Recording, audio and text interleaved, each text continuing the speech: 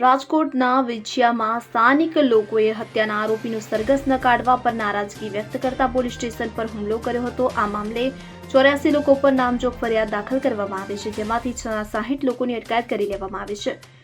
ટોળાએ અચાનક આક્રમક થઈને પોલીસ સ્ટેશન પર હુમલો કર્યો હતો। પોલીસે જે લોકો ટોળાની વચ્ચે રહીને પથ્થરબાજી કરતા હતા તેમને પકડી લીધા હતા। 60 લોકોની અટકાયત કરી લેવામાં આવી છે, જેમાંથી 58 આરોપીઓને નામદાર કોર્ટમાં રજૂ કરી જેલ હવાલે કરવામાં આવ્યા છે। આ ઘટનામાં મુકેશ રાજપરા અને નવનીત સોલંકી મુખ્ય સૂત્રધાર છે। મુખ્ય આરોપીઓ મુકેશ રાજપરા અને નવનીત સોલંકીને નામદાર કોર્ટમાં રજૂ કરવામાં આવશે। નામદાર કોર્ટમાં રિમાન્ડની માંગણી કરવામાં આવશે। તપાસમાં જાણવા મળ્યું હતું કે મુકેશ રાજપરાની પહેલેથી જ લોકોને ઉશ્કેરી રહ્યા હતા અને મુકેશ રાજપરા પોસ્ટ વાયરલ કરી લોકોને ભેગા કર્યા હતા। આ સાથે જિલ્લા પોલીસ વડાએ આ મામલે સ્થાનિક પોલીસની કામગીરીને બિરદાવી હતી। કાલે જે વિછિયા પોલીસ સ્ટેશનમાં જે અપ્રિય ઘટના બની તે સંદર્ભમાં પોલીસે ત્વરિત કાર્યવાહી કરીને એફઆઈઆર દાખલ કરી છે। આમાં ટોટલ 84 લોકોના 84 જેટલા લોકોના નામજોગ ફરિયાદ દાખલ કરવામાં આવી છે। આમાંથી 60 લોકોની અત્યાર સુધીમાં ધરપકડ કરવામાં આવેલી છે।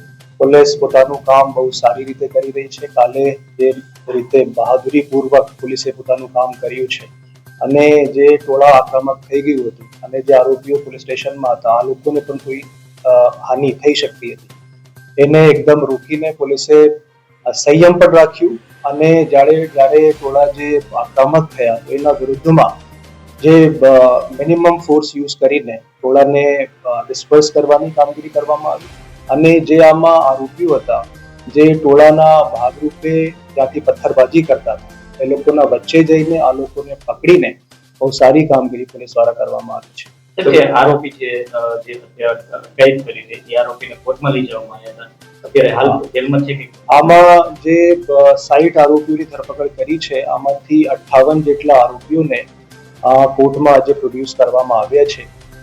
58 લોકોના જેલ વોરંટ ભરી દેવામાં આવ્યું છે અને આ લોકોને ગોંડલ જેલ હવાલે કર્યું છે। જે બે મેઇન આરોપીઓ છે મુકેશ રાજપરા અને બીજા નવનીત સોલંકી આ બંને આમાં મેઇન સૂત્રધાર છે। આ લોકોની રિમાન્ડની કાર્યવાહી આજે સાંજે નામદાર કોર્ટમાં કરવામાં આવશે। પોસ્ટ વાયરલ થઈ તેના હિસાબે મામલો બનવાય બિલકુલ એ જે મુકેશ રાજપરા છે એમની ભૂમિકા પહેલાથી જ શંકાસ્પદ રહી છે। જ્યારે આ એક અઠવાડિયા પહેલા મર્ડરના બનાવ બનવા પામેલ હતો ત્યારે પણ આ વ્યક્તિએ લોકોની ઉશ્કેરણી કરી હતી અને ખોટી રીતે દબાણ લાવવાનો પ્રયાસ કર્યું હતું। એના પછી પોલીસે જે કાર્યવાહી કરી છે આ તુરત જ એફઆઈઆર દાખલ કરી મર્ડરના કેસમાં। આમાં ફક્ત 4 આરોપીઓના નામ હતા, એક નામજોગ અને 3 અજાણ્યા ઇસમો, પણ પોલીસે આમાં આગળ બહુ સારી રીતે તપાસ કરીને આમાં 8 આરોપીઓના નામ ખોલ્યા, એમાંથી 6 આરોપીઓની ધરપકડ કરી।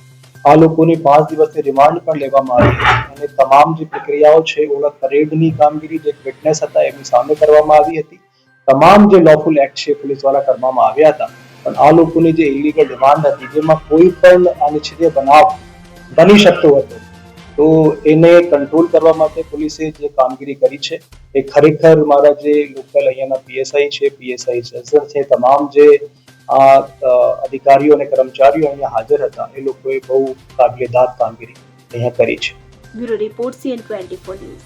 હવે જુઓ દેશ દુનિયાની તમામ ખબરો તમારી આંગળીના ટેરવે।